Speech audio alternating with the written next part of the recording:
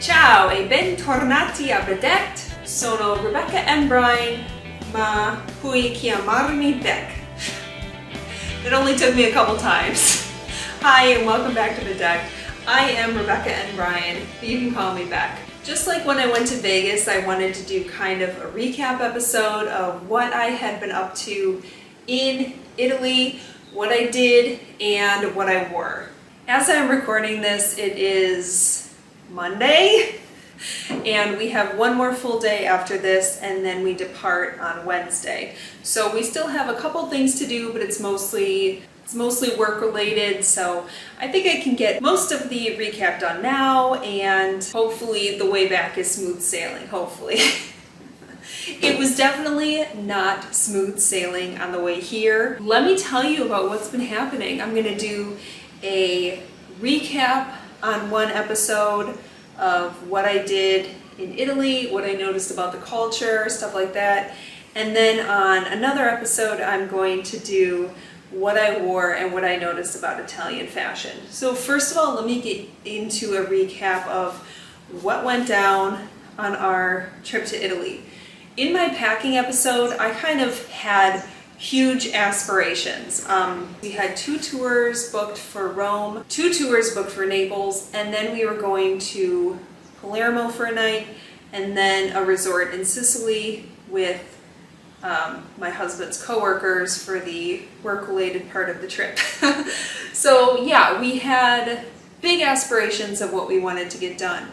Unfortunately, travel being as it is, our plans had changed. My husband has told this story 20 times at this point to everyone he knows, everyone he's run into. So now I'm going to relay it for you today. We were supposed to leave on Saturday. We were supposed to fly out of Milwaukee to Newark and then Newark to Rome. That flight was canceled. So they had us flying from Milwaukee to Chicago, Chicago to Newark, Newark to Rome. So it was another leg. Our layover in Newark was originally 7 hours. We had plenty of time for things to go wrong, but when our flights changed, we ended up having a 4-hour layover in Chicago and then a 40-minute layover in Newark to get to the international terminal and get on this flight to Rome. So already we were like, there's no way. And then our flight got delayed from Chicago to Newark. At this point, we're like, if our flight gets delayed even 1 minute, we're gonna miss it.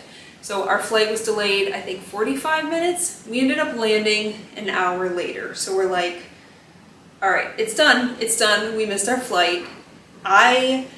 This was a flight change, remember, so I wasn't even in the same row as my husband.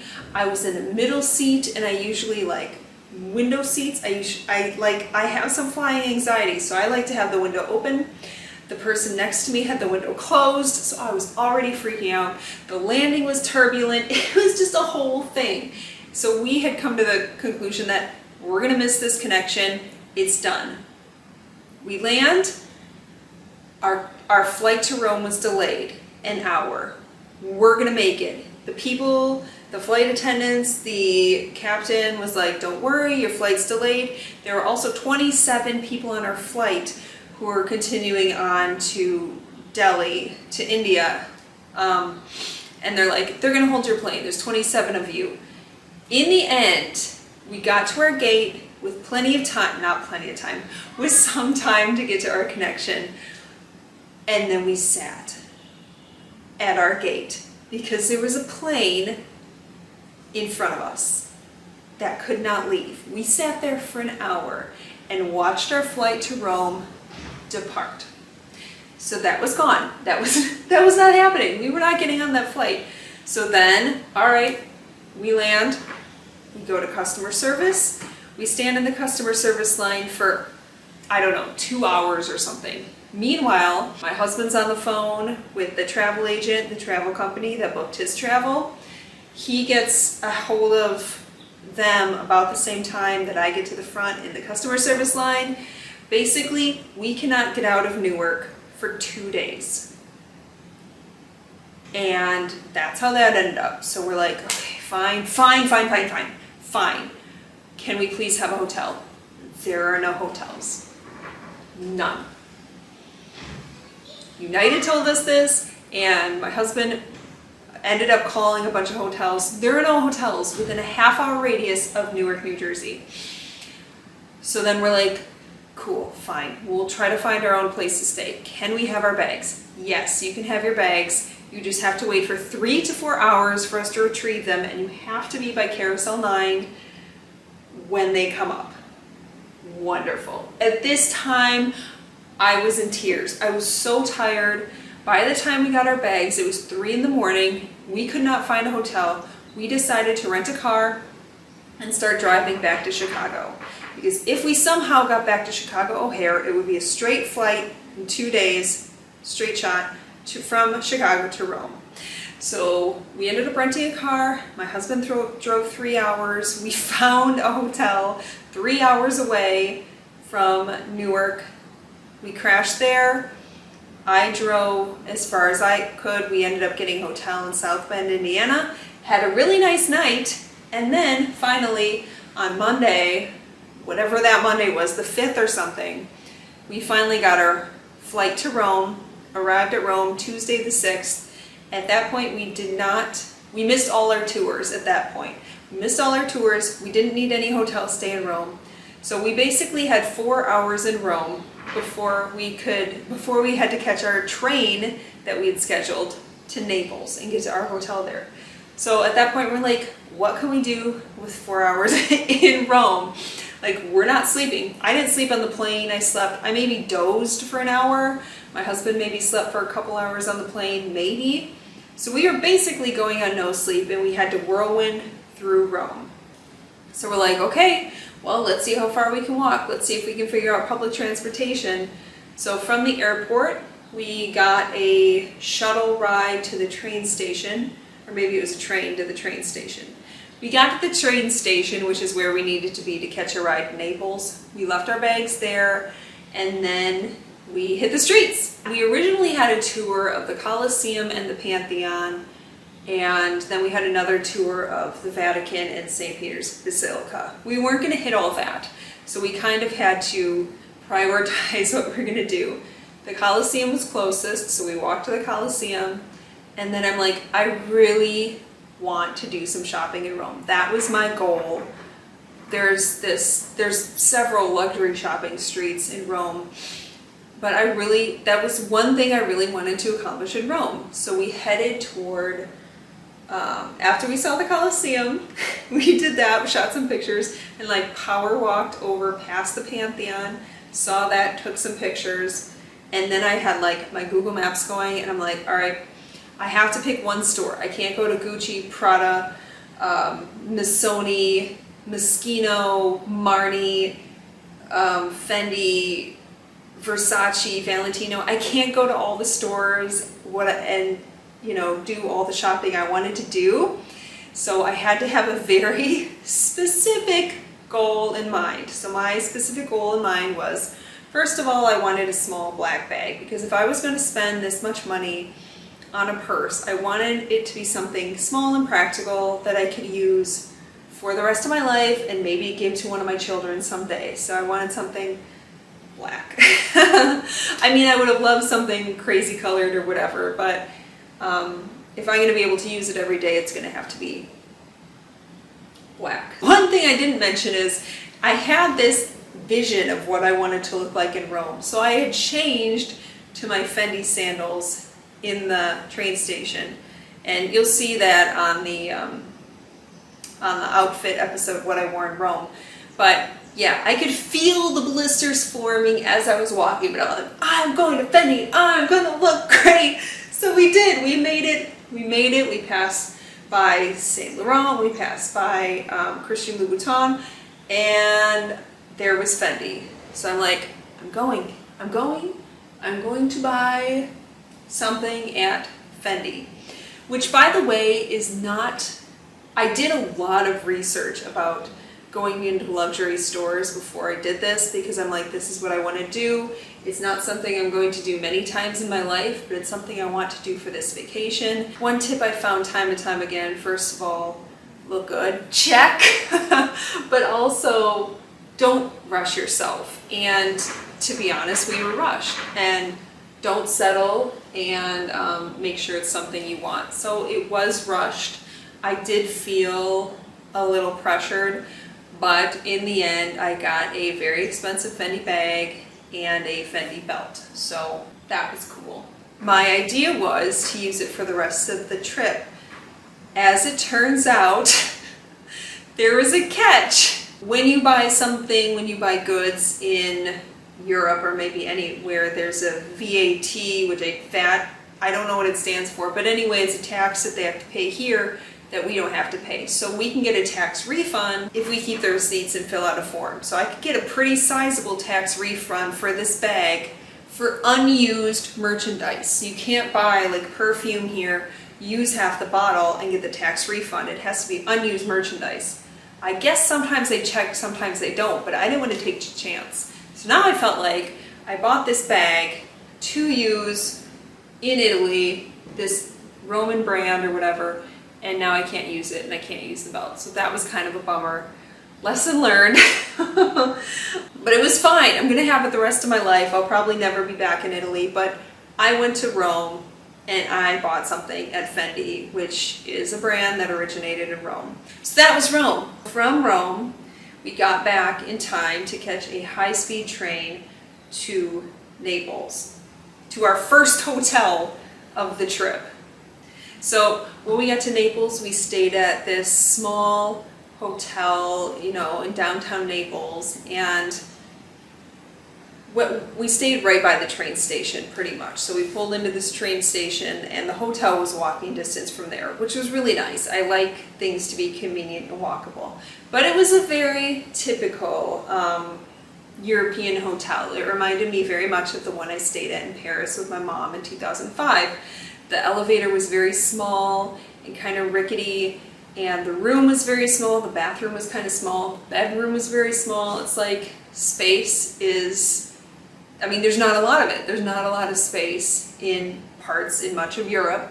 So this hotel was very compact, which was a bit of an adjustment. I had been determined to speak a little Italian in Italy. So up until that point, I had gotten a Babbel subscription and I had been learning Italian. Not as much, I mean, I was supposed to be doing it every day. I had not been, but I learned enough basically to order breakfast in the morning at a cafe and to check into our hotel.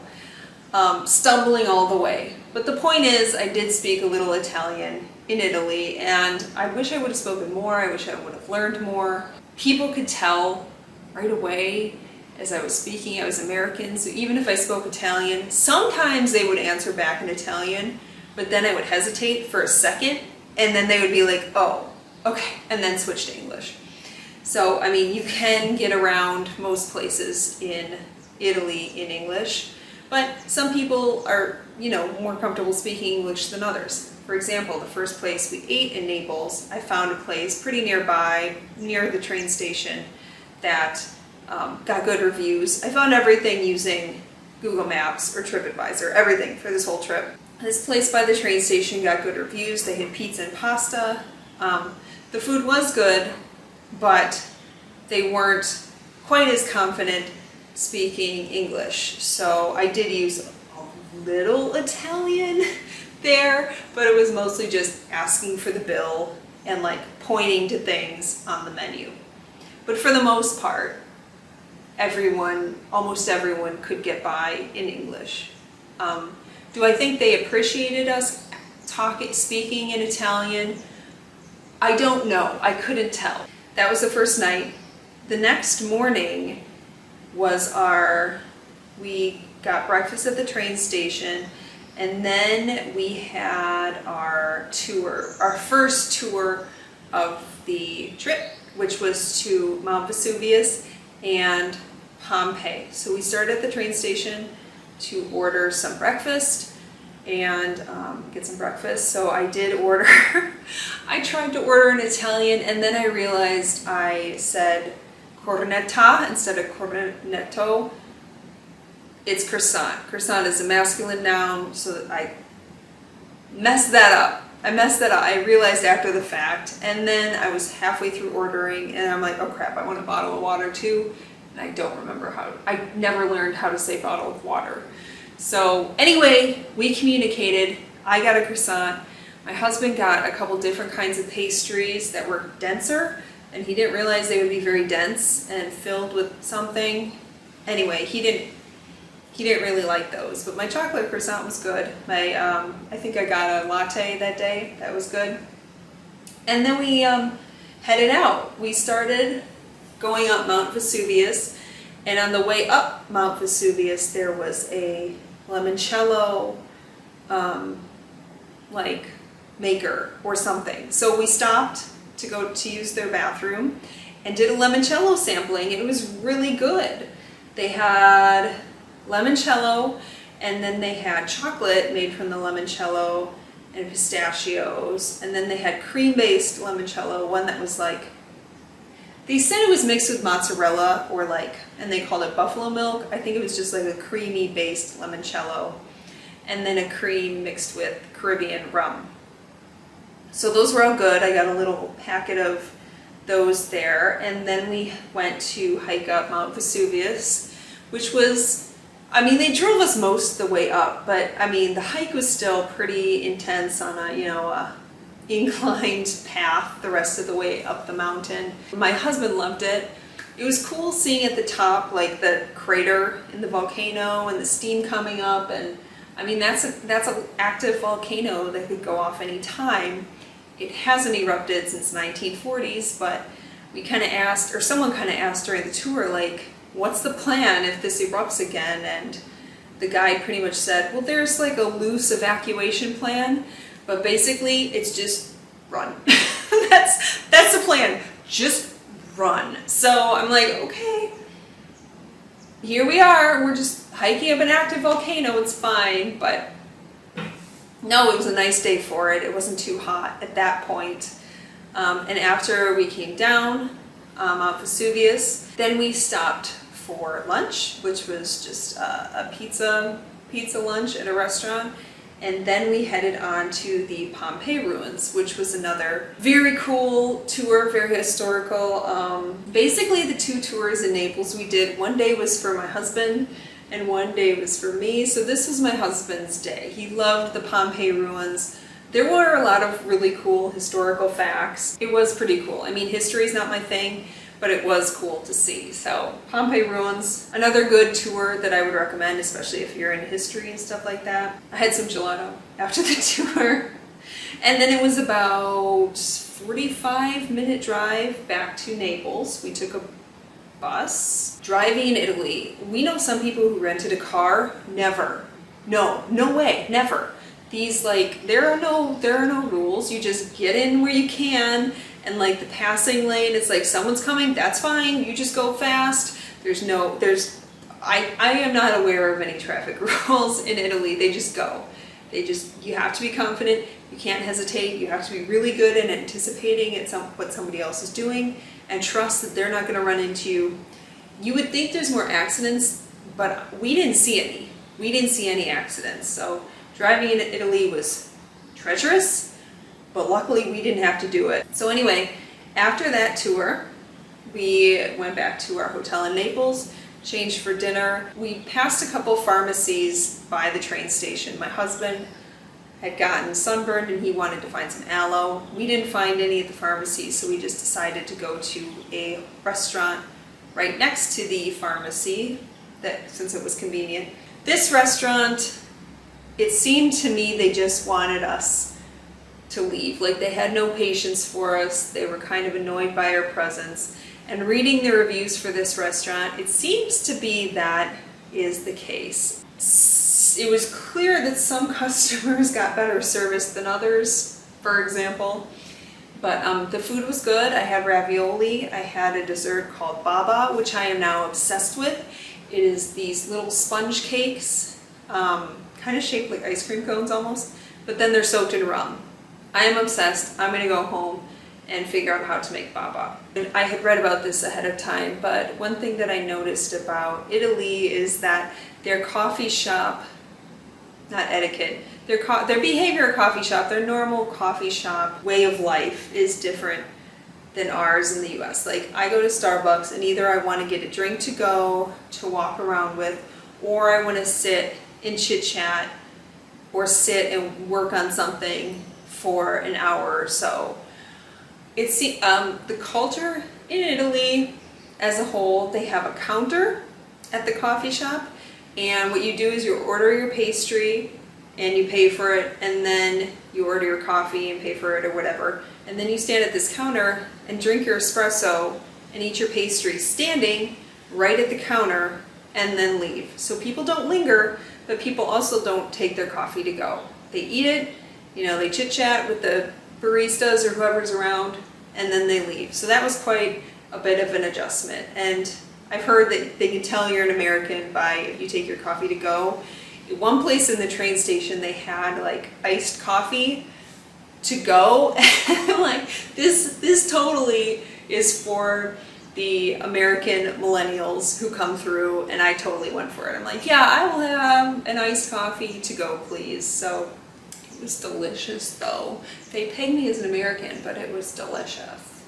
So that was definitely kind of a cultural difference to get used to. The other tour that left from Naples the next day was the Amalfi Coast. So it started in Sorrento, then Positano, and then Amalfi. And this was more of like a shopping and walking around different cities kind of day. So this was supposed to be my day. Another long, windy drive. I think this was another 45-minute drive to the Amalfi Coast. Basically, the agenda of the day was to stop at Sorrento, the 3 locations, have an hour of free time, have lunch in the middle, and then head back. The markets were all very touristy. All 3 markets basically contained pretty much the same goods at each place. But because I had just dropped so much on a purse, I did not feel like I could shop very much. And plus I knew we didn't have a lot of room in our suitcase. So it took me pretty much until the last stop in Amalfi for my husband to be like, you know what, we kind of came to an understanding like, okay, I know I just bought myself a nice purse. I'm going to try to find souvenirs for people, and we will acquire another suitcase if we need to later. So I think if we had established that earlier in the trip, I could have loosened up and shopped more. Even if you don't think you're going to use it, nest a suitcase inside another suitcase. Along the Amalfi Coast is beautiful. There's tons of lemons. I think at one point I mentioned that one of my goals was to get a picture with the lemon tree because I wore a lemon dress. That didn't happen. Most of the lemon trees are like higher up in the mountain and not very accessible, like they're on someone's land or something. So I didn't get that, but I did get a picture with the lemon bench at lunch. I mean, it was cool to see all the cities, but an hour at each city was not enough time. In Sorrento, we kind of went through an alley marketplace, so maybe an hour was enough time, but in Positano, we wanted to walk down to the beach, and by the time we had gotten down to the beach, it was time to turn around and come back. And kind of same with Amalfi. If you wanted to enjoy the water and shopping and maybe get a bite or something, there just wasn't enough time.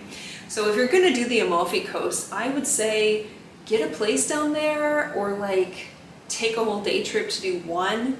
But I would say you'll need at least a full day for one of them. At one point, my husband and I were like, we were walking through Amalfi and we were like, you know what this reminds me of? Disney's version of Italy, which is crazy, but it did. I mean, it was so pretty and picturesque and perfect that it was like, yeah, I mean, Amalfi was great. Sorrento was cool because you walk through that alley marketplace, and Positano was great with the beach too. I would recommend any of them. The restaurant we ate at on that tour was just outside of Amalfi, and they had really good homemade pasta and beautiful views, lemon benches, lemon everything. We did a whole photo shoot there. It was great. So those were our two tours of Naples. And then on the third day, we got on a plane and flew to Palermo for our Sicily part of the trip.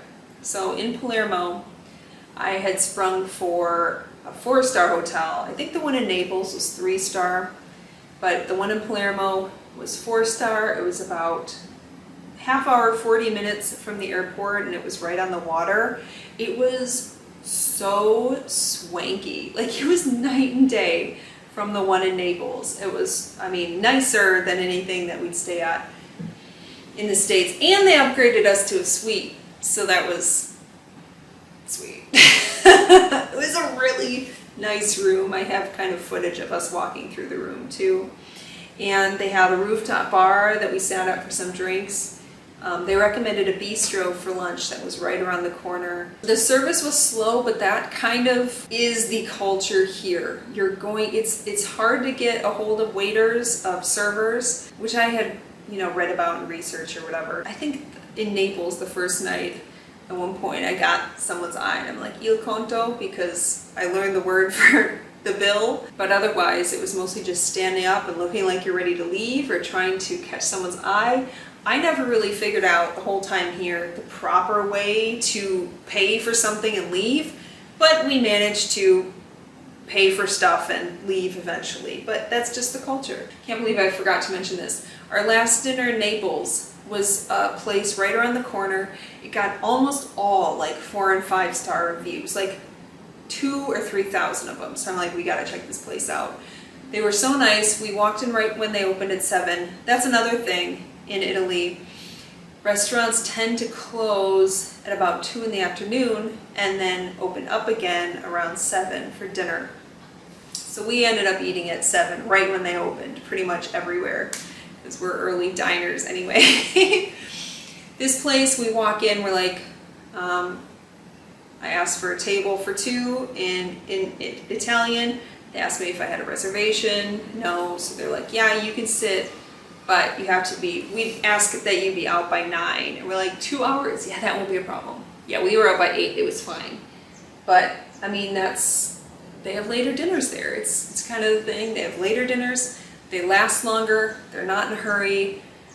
They have the table for the whole night, pretty much. So yeah, that was my husband's highlight of the trip.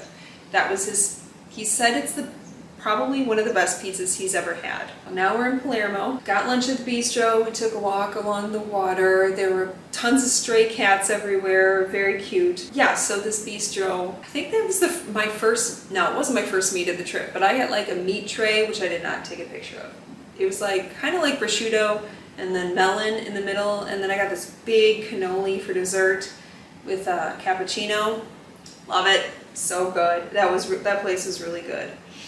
And then for dinner, we kind of just went to the rooftop bar at the hotel and had another meat tray, kind of something light, and we had aperitivo. I had an Aperol Spritz. Actually, I had 2. And my husband got some wine. And that was Palermo. We were just there for a night. We had breakfast again at the hotel, which is where I had eggs and bacon for the first time. Was that the only time I had eggs on this trip? Might have been the only time I had eggs on this trip, but I was excited to have so much protein finally for breakfast, because it's not done. It seems like they have a pastry, an espresso, and go about their days.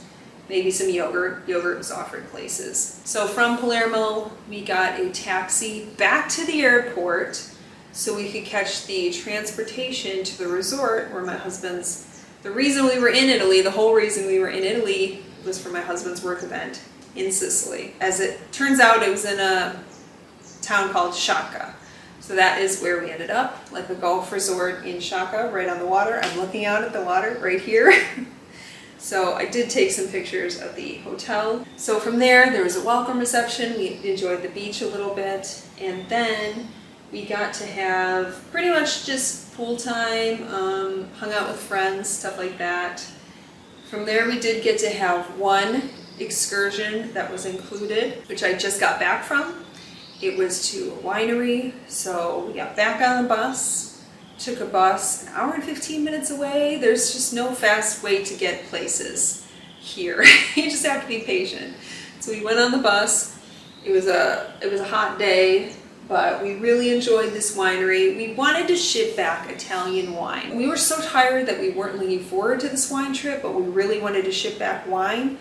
It was a great experience. The grounds were beautiful, the wine was great, they had food pairings. Then we drove back and now we're in present time.